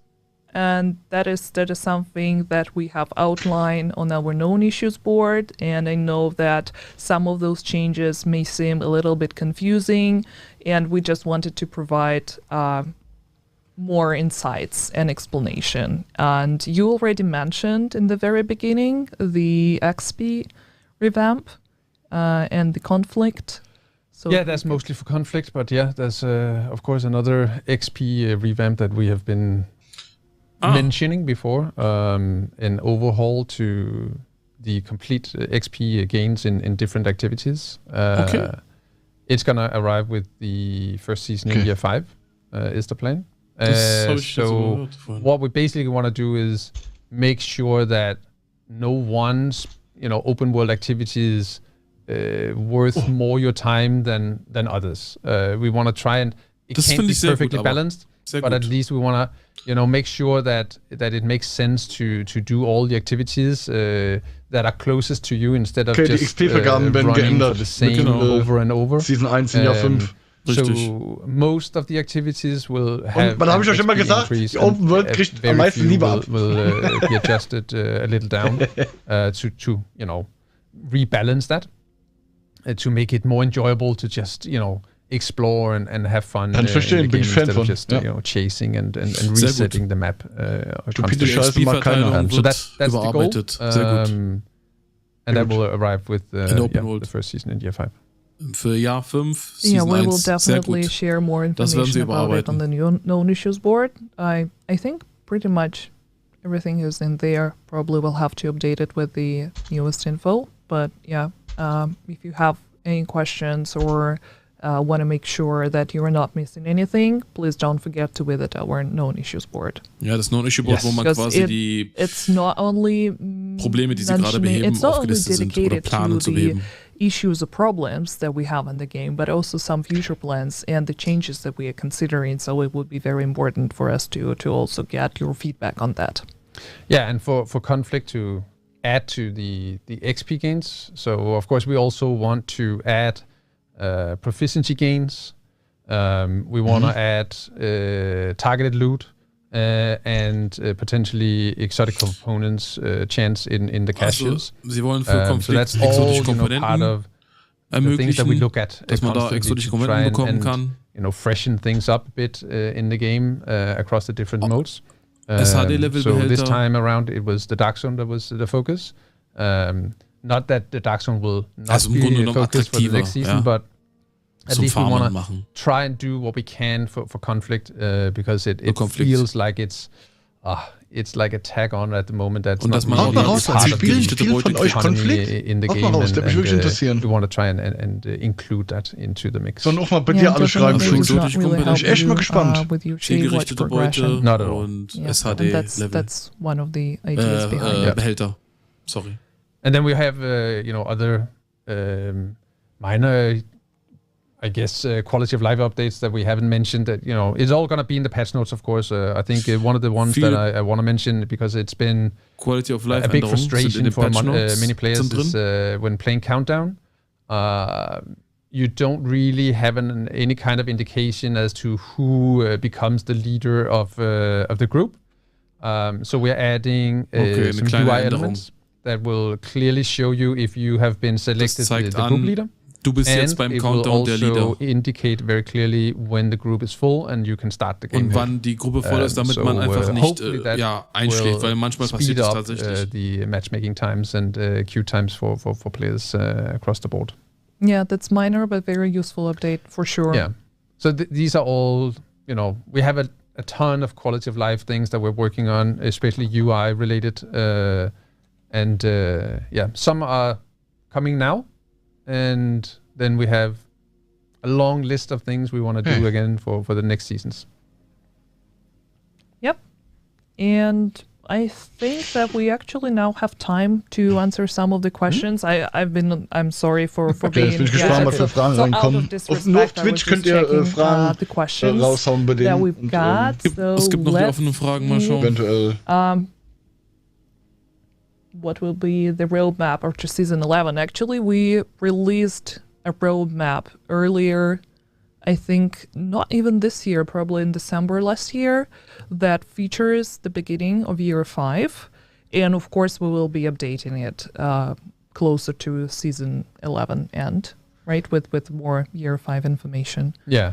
Maybe I should just, again, state that season 1 in year 5 is not a rerun of an old season. Ja, genau. We're basically eine ganz just neue Season. Taking Keine away Wiederholung von the Season 1 von damals. season number from 12-13 because it doesn't really add up or align with our TU numbers. Ja gut, ist klar. Our title 5 wird ein update komplett neuer Start. That is a term that we use in our production, and a lot of the community is using it as well. And that just creates a lot of weird situations. I've seen people stating, hey, it's season 17 coming soon, and it's like, what? So it's just to get rid of that and basically vielleicht Indikator für essentially Season just remove numbers 6, Season 1 and wieder. really try and use the name of the season more or the TU numbers. Who knows? So it's not a rerun. Thank you so much for clarifying that again.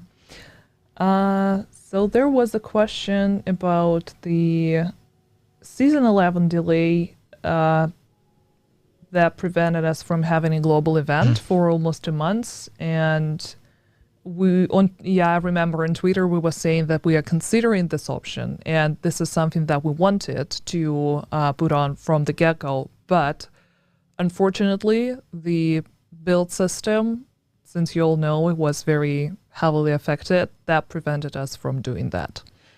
Yeah, so for us to change the content of the season, we actually need to do a client update so that the client is in sync with what the server is showing and telling the client. So adding a global event, it on paper it sounds super simple to just rerun a global event, but we can't. We would love to do it, and it's just one of the things that hopefully in the future we can change that behavior. But for now, that's not a possibility we have. Yeah, but it was definitely something that we were considering from the very beginning, and we know that that's something that players wanted and we ourselves wanted, but unfortunately, technically, it was not possible at the time. So, there are a few questions about the apparel. Will the apparel from last seasons be obtainable through the apparel crates? Dass die Leute das auch hören. Beginning of the new season from the apparel event? Yeah. Baby, they are in the store. And that's how you can obtain them from now on. all the parallel events, they are, exclusive to that time when we run them. And then they are added to the in-game store after the event is done. So yeah, the question was specifically about the baby face mask. Gerne, Bluesbruder, gerne. It's in the store. Also, people asking about the rerun of the older events, specifically Hardwired, Setback. It's not something that we're considering at the moment. So we'll see what happens. But, we have new content coming up that we're, constantly looking at and creating and planning for. And that right now is the focus instead of rerunning our old apparel events.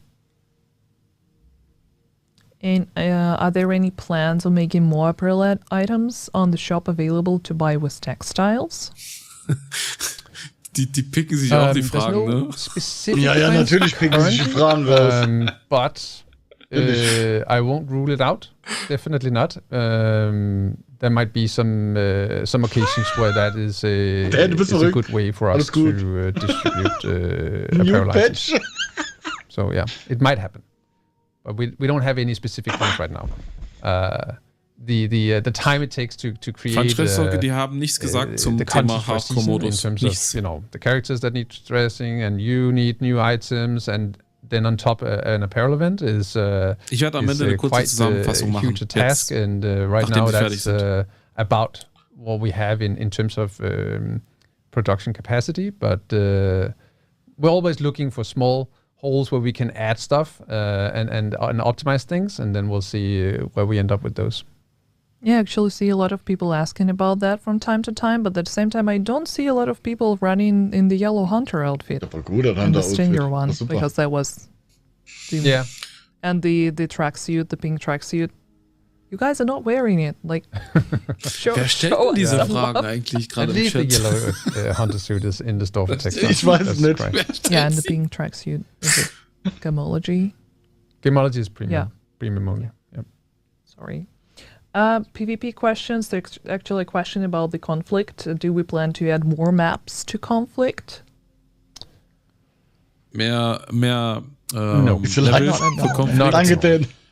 Nein, sie planen keine neuen really Karten make sure that conflict feels right. Also PvP-Modus. And with that, we'll have discussions with the PvP ETF and see how we can potentially change that experience.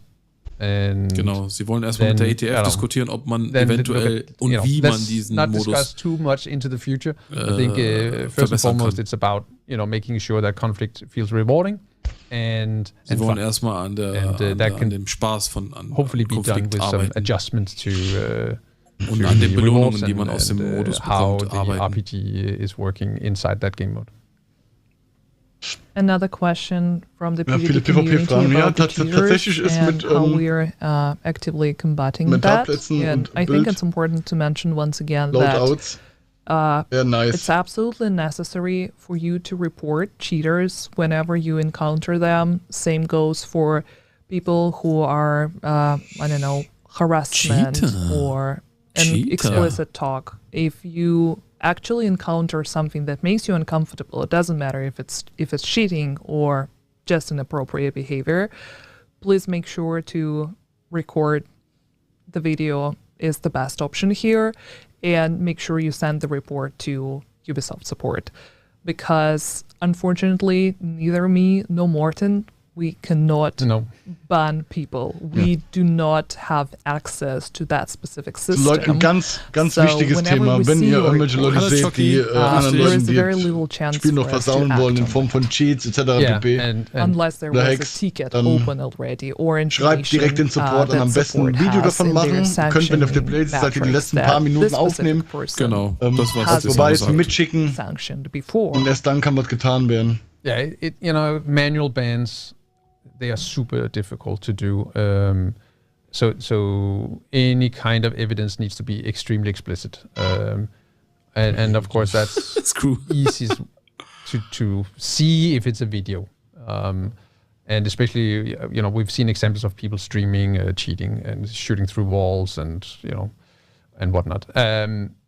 So support can easily identify that type of cheating, but all other sorts of cheating, I know that people are discussing, lag switching or Cronus Max, whatnot. There's a lot of different things, and it's just extremely difficult for us to diese ganzen do anything about it. It's not that we are not trying. Die müssen abliefern. Ja, 5 muss abliefern. Das kriegen die nicht hin. It's a matter of focus and availability and die haben nicht die Ressourcen dafür, um sowas zu filtern oder Daten zu sammeln über solche Cheater und dann all the time, but Bans zu we do what we can, vergeben. But as I also stated recently, the main part of the bans comes from the automated systems through easy anti-cheat, and then support follow-up with the good reports that come in. Yeah, absolutely. And the sanctioning matrix itself to kind of give you a better insight into how that works and how that operates and set up. Nobody is going to be banned on the first account. A person needs to be a reoffender to actually be banned forever. And that is a quite rare occurrence because usually people are sane and decent enough to stop doing whatever they are doing in the game that it goes against rules whenever they get the first report. Hört ihr das, Leute? Hört ihr das? Yeah, I mean, it depends. If it's easy anti-cheat catching schwierig, wenn du mit Hardware arbeitest, ne? Cheat software, I'm pretty sure you're banned for life. I don't know our sanctioning history and rules, but yeah, there's definitely a big variety in how long a sanctioned players are getting, depending on what they're doing in our game. But yeah, absolutely. We know it exists, and we are fighting all we can. Ein Kampf gegen Hacker ist ein Kampf, den du nur führen kannst, aber nie gewinnen kannst. So, unfortunately. Geht nicht. But unfortunately, yeah, we will also, I will need to remind you once again that we can't ban people that you guys report to us on our personal Twitter accounts. Nope. You will still need to reach out to Ubisoft support for them to collect and store that data, because if the person is the reoffender and consistently keeps, I don't know, using glitches or using inappropriate language, that should be written in the system. That information should be there. And that is the only opportunity to actually ban that person. Correct. So yeah. Moving on, what do we have? A question about raids. Why don't we consider adding exotics to the discovery difficulty of raids? I don't know. It's probably just not been on the table.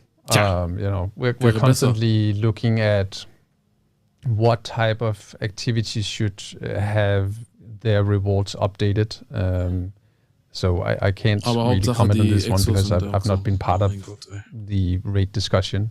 Ja, ist gut. Die schmeckt richtig, tatsächlich. It's a good question. Tatsächlich. If there should be anything added to that. So we'll see what happens in future seasons. I mean, we just added it to the Dark Zone and people started complaining immediately. That's so correct. what's going to happen if we add that on discoverability? Yeah, discovery difficulty. Since the raid exclusive exotics are now available to PvP players in the Dark Zone, will you make the Dark Zone exclusive gear sets available on the side?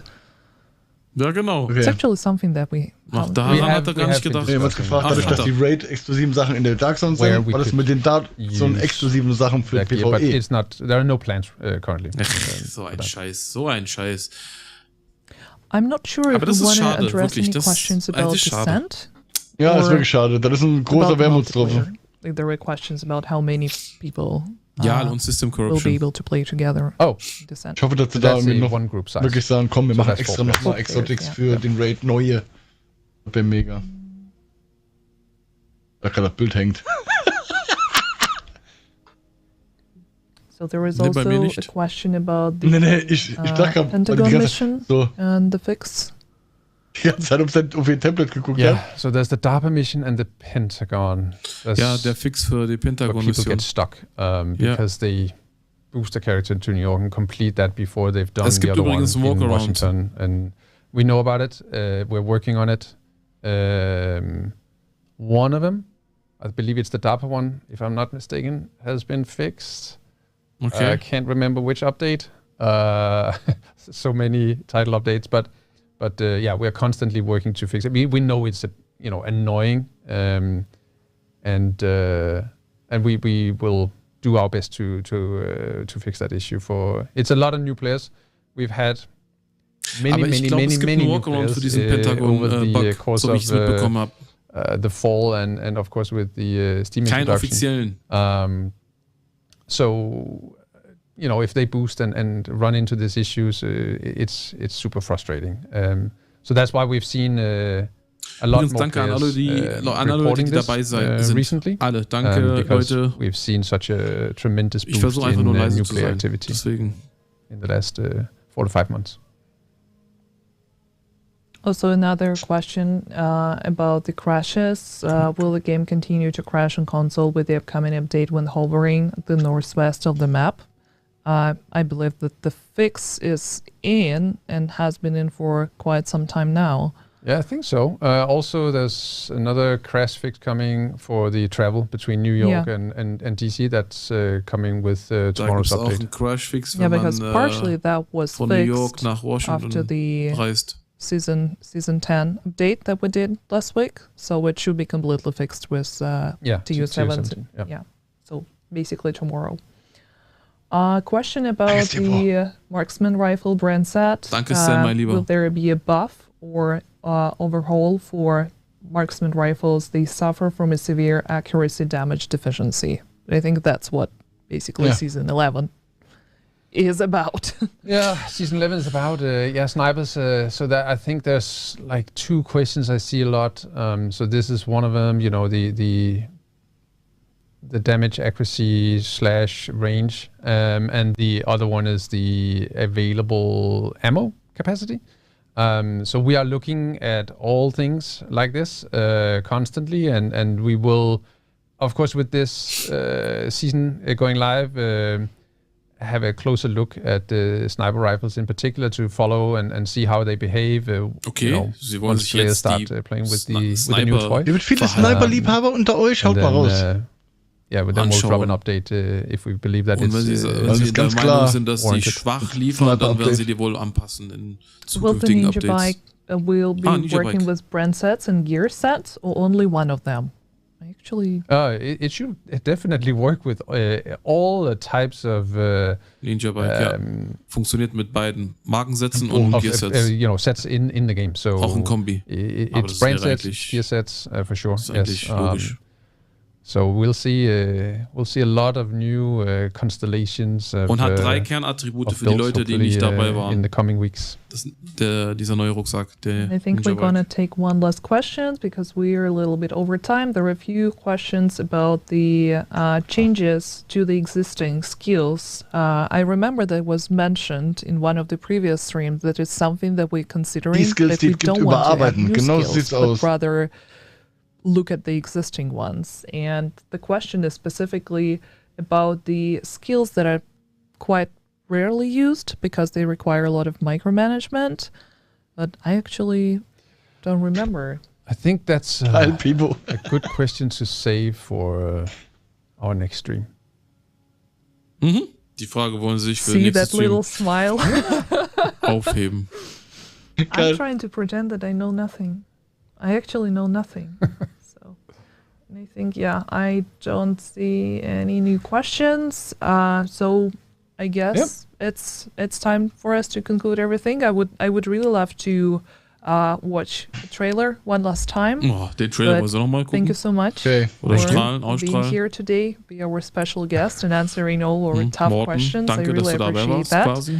And I naja. hope, guys, that you enjoyed our live stream. And once again, a reminder, Season 11, Reign of Fire, is going to be available tomorrow. Ja. After Schade, the Screw. maintenance, Die neue and Season the ist patch morgen notes are going to be live. posted on our social media tonight. Patch Notes So, kommen heute Nacht. Check them Oder out heute and Abend. make sure that you're going to be in the Okay. game tomorrow. Yeah, definitely. Okay. Thank you, guys. Was Neues. Thank you. Goodbye. Goodbye. Haben wir den Trailer ohne Musik? Der Trailer läuft ohne Musik. Naja, ich hab schon gestoppt. Hast schon gestoppt, okay, Ich hab ja, schon brauchen wir den gestoppt. Trailer nicht. Okay. Wir schauen uns den Desano-Stream an. Lieber. Wen? So. Oh mein Gott. Besser nicht. Ja. Was sagt ihr, Leute? Ja, was sagst du? Ja. Ich sehe das Titel-Update so als ein Übergangs-Titel-Update, ne? Wo wir durch müssen. Ja. Tatsächlich. Mit dem Ninja-Bike, der alles anführt und der definitiv Abwechslung reinbringt. Der definitiv ganz, ganz viele Builds ermöglichen wird. Was nice ist. Was fehlt, ist der Content dazu, der mit Jahr 5 kommt. Aber wir werden halt ein bisschen warten müssen noch, ne? Ja. An sich der Rest, wir haben so ein paar Leute eben kurz gefragt hier, wie es aussieht mit dem Snipen. Da Melanie, danke, wird doch danke einiges für da die sein Mitgliedschaft. für entsprechende Liebhaber. Dankeschön, sehr nett von dir. Dankeschön. Ja. Ansonsten heißt es durchhalten. Das mit der Dark Zone ist halt scheiße. Meine Meinung und die viele anderen, finde ich, gehört da nicht rein in die Dark Zone. Da hätten sie anders anpacken müssen. Mehr bei der Wurzel, PvP interessanter gestalten über andere Wege. Ja, mal sehen. Okay. Was denkst du? Gut, Ninja, Rucksack, ja, lieben wir alle. 3 Kernattribute ist schon mal gut, ja. Ja. Damit können wir arbeiten. Genau, Desano, das hast du vergessen. Wie heißt die? Die Dr. Home. Auch, die Änderung der Dr. Home, super, ja, die super Dr. Änderung. Änderung, ja, super Änderung. Da wird es auch bestimmt den einen oder anderen guten oder geilen Bild geben. Gut, die Fahndung läuft parallel, Bekleidungsevent, nur das eine Let's Go. Hat mir gefallen. Ja. Let's go, Beste. Aber nee, im Ernst jetzt, die ganzen PvP-Änderungen interessieren mich persönlich nicht. Ich bin kein PvP-Spieler, sorry. Und auch diese Änderung, dass die Exos in die Dark Zone reinkommen, absolut dagegen. Ich bin absolut dagegen, sorry. Ja. So. Aber mehr gab's nicht so. Es gab nicht viel. Ja, ich weiß. Ja. Deswegen, das wird gleich echt einfach. Das wird nur so ein kleines Video mit einem Overview über die wichtigsten Sachen daraus. Und dann kriegen wir ja nachher schon die Patch Notes, was mega ist. Das ist geil. Das nimmt Druck von morgen, so kriegt man heute alles erledigt quasi. Und können dann morgen, wie gesagt, ne, Shoot, du bist morgen auch live, ne, zum Season-Start. Ja. Und ich auch, das heißt, ihr werdet genug unmenschlich ja unmenschlich krassen Kram sehen wollen. Bin echt gespannt. Was passiert hier gerade? Gucken, wann losgeht. Nerd, mein Lieber, danke, mein Lieber, für die Mitgliedschaften. Dankeschön. Ja, der Regulus ist ja nur geschützt, Mod Pirate. Der Regulus ist nur geschützt, weil du dafür ein Projekt machen musst. Ihr beide seid verrückt. Der Regulus ist eine der stärksten Raid-exklusiven Waffen. Und jetzt Wahnsinn. jetzt ist es die Raid-exklusivste, die beste Raid-exklusivste Waffe ab morgen. Regulus, ja. Ja. Das stimmt. Ja. Wir haben heute wieder Geld an, aber der Pass gekauft. So, jetzt, Leute, guck, lieb das all die Leute, die hier drin sind bei mir, wie gesagt, ihr seht ja gerade den Desano. Bitte folgt ihm. Super Typ. Das hässliche Stück Elend. Bitte folgt ihm und auch unsere Kollegen Nerd und Hane, bitte folgt ihr auch. Die machen auch ich kann das nur zurückgeben.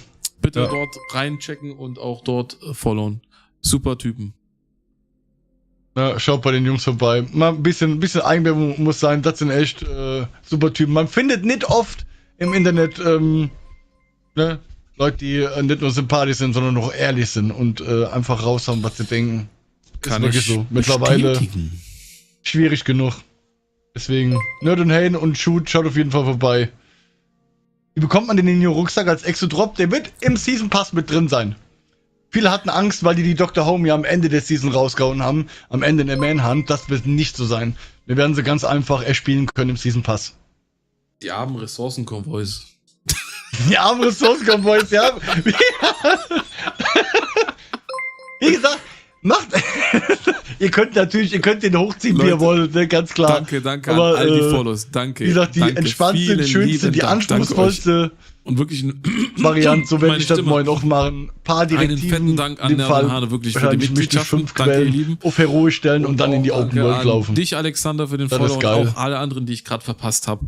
Ich kann mich gerade nicht so konzentrieren. Danke dir, Bastian, für den Follow. Vielen Dank, sehr lieb von dir. Die hatten da doch bestimmt Forscrewed, die hinter der Manhunt zu blocken, aber der Backlash war schon bei der Dr. Home zu groß. Deswegen haben sie nicht gemacht. Ja. Sehen. So ist das, ne? Ja, so ist das. Der Hassliebe. Mit der Hassliebe, so ist das, ja. Ihr hasst es, aber ihr müsst mitmachen. Ihr müsst. Ist so. Schon immer gibt diese Scheiße, ich kann sie nicht mehr sehen, wollte, aber oh moin, einen Zehner habe ich noch übrig.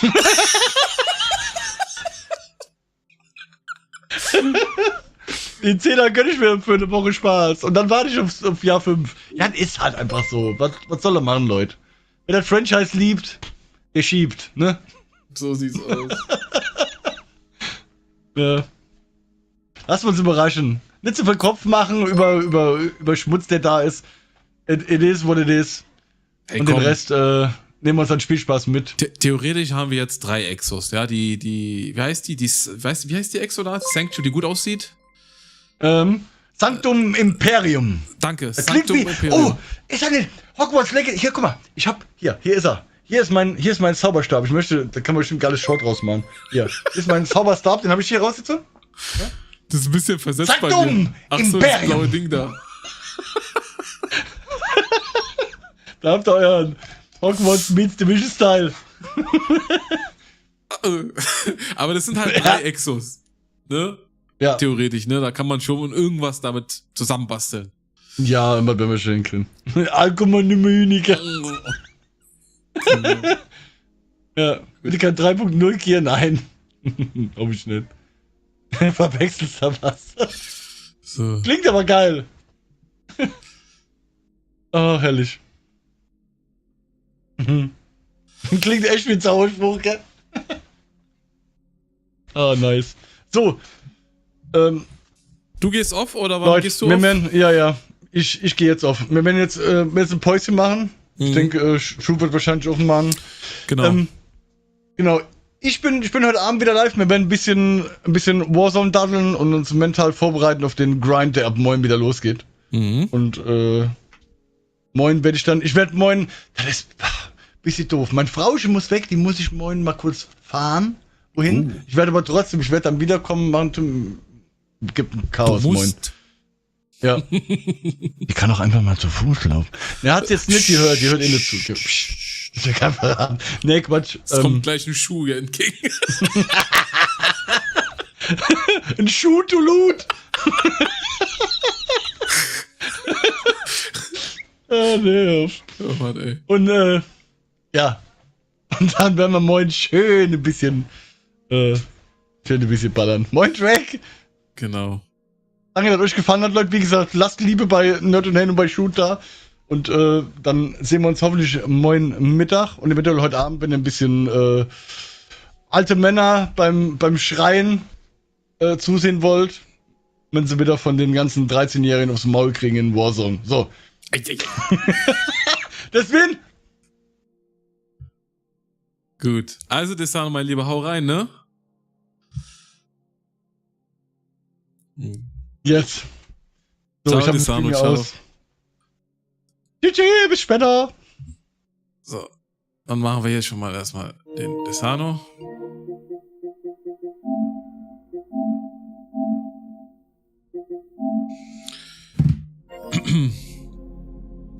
So, ihr Lieben. Dann haben wir's.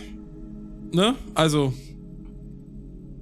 ihr habt's ja alles mitbekommen. Ich mach's ganz kurz. Wir haben die 3 Exos quasi. Die alte Dr. Home wurde überarbeitet, dass man quasi die Trophäen nicht mehr aufsammeln muss, sondern man killt den Gegner und kriegt sofort die Trophäe. Man muss nichts mehr sammeln, aber stattdessen ist die Heilung nicht mehr bei 15%, sondern bei 10%.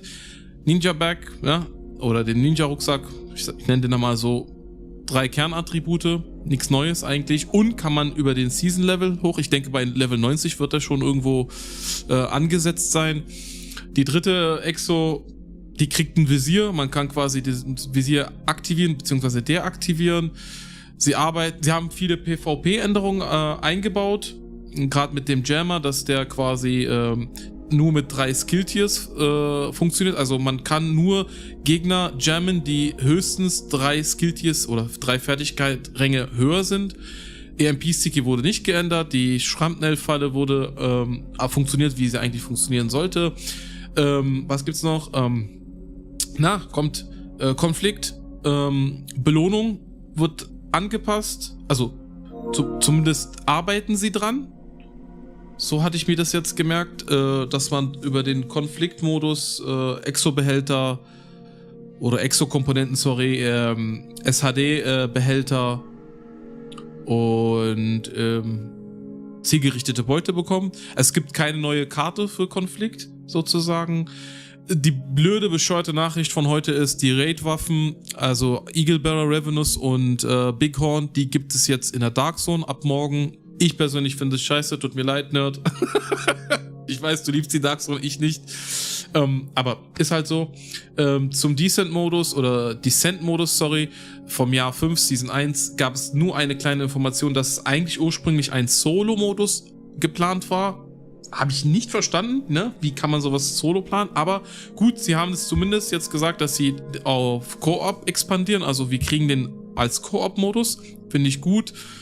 Mehr haben sie nichts dazu gesagt. Zum Thema Jahr 5, Season 1, wird es einen Livestream geben. Ich denke aber, dass das eher... Ich weiß nicht, ob das Ubisoft machen will, ne? Oder eher Massive. Müssen wir abwarten. Aber im Grunde genommen war es das. Also gut, Bekleidungsevents gibt's wie immer, ne? Waren nicht berauschend. Also ich fand die Klamotten eher so, oder die Bekleidungsstücke eher so mittelmäßig. Nichts, wo ich sage, wow. Waffen kriegen auch über den Season Pass Skins. Ich glaube 12 Skins gab's insgesamt. Jo. Ich denke, ich habe das alles jetzt so aufgelistet, was eher so drin ist. Ja. Und sorry, tut mir leid, Leute. Normalerweise antworte ich jede Nachricht im Chat. Wirklich jede Nachricht. Aber ich war jetzt heute echt überfordert. Ich habe jetzt nicht mit 200 Leuten gerechnet im Stream. Tut mir wirklich leid, falls ich jetzt irgendjemand kein Hallo zurückgesagt habe oder einfach nicht geantwortet habe. Nicht meine Art. Sorry, wirklich. Ich war einfach überfordert. Danke nochmal für die ganzen Mitgliedschaften und für die ganzen Follows. Wirklich vielen Dank. Und nochmal eine kleine Erinnerung bitte. Wir haben einen Discord, einen Community-Discord, mittlerweile bei fast 900 Mitgliedern. Für Leute, die jetzt gleichartige Veteranen oder auch andere neue Spieler suchen, Bildideen, einfach Fragen allgemein zum Spiel haben. Wirklich sehr nette Atmosphäre im Server. Kein Scam oder irgendwas. Joint unseren Discord. Den Link habe ich eigentlich angepinnt. Und ihr werdet es nicht bereuen. Ich glaube, ich habe jetzt eine lange Rede gehalten. Ich habe auch jetzt krieg keine Luft mehr. Und ich muss irgendwas trinken jetzt. So. Ihr Lieben, danke, dass ihr dabei wart. Ich muss mich jetzt verabschieden, weil sonst kriege ich jetzt auch irgendwo einen Schuh von meiner Frau. Meine Kinder warten schon. Deswegen, wir sehen uns morgen. Ich werde mal gucken, wann ich morgen live komme. Ich glaube nicht um 13 Uhr, weil ich auch noch was anderes zu tun habe, aber morgen wird es auch noch einen Livestream geben. Danke an alle, wirklich. Vielen lieben Dank und ja, bis zum nächsten Stream. Euer Shoot to Loot. Ciao, ciao.